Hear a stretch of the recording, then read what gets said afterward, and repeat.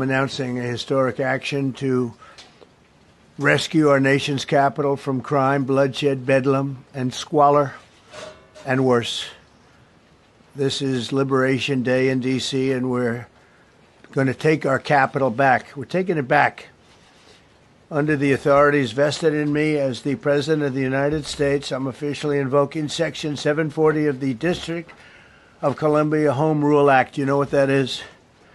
And placing the D.C. Metropolitan Police Department under direct federal control, and you'll be meeting the people that will be directly involved with that. Very good people, but they're tough, and they know what's happening, and they've done it before.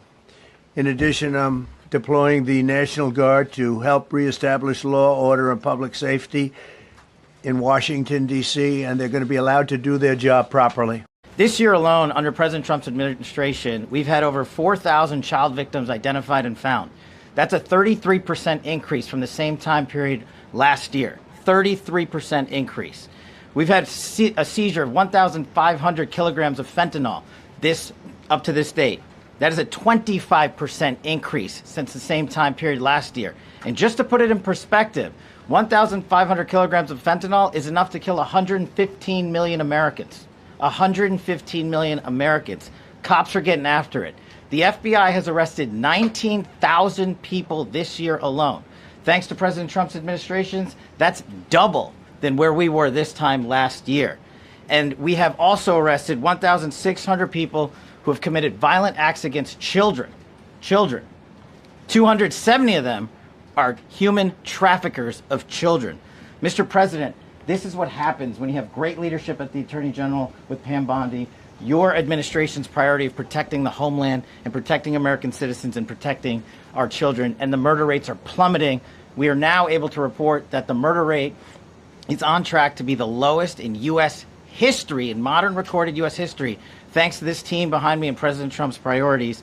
And how do we do it? And what are we going to bring to D.C.? What we did in Northern Virginia, thanks to Terry Cole and Governor Youngkin and the team, we stood up a task force out in my Northern Virginia field office, and we said, let's let good cops be cops, let's get them the intelligence and what they need, and let's get the red tape out of their way, and let's get DOJ partnered up with us to bring great prosecutions, and that's exactly what we did. In 1 month, we arrested 545 violent felons.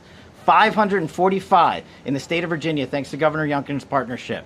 And that simplicity in law enforcement is what's coming to Washington, D.C. When you let good cops be cops, when you give them the intel they need, when you work with our Homeland Security Task Force, when you work with Terry and Gaddy and I go way back to Miami, these guys are great leaders of the respective departments and law enforcement capacities. And when you have the DOJ and President Trump driving behind this mission, we are going to clean up Washington, D.C., and we're going to do it the right way, the lawful way, and we're going to make sure Washington, D.C. is safe again.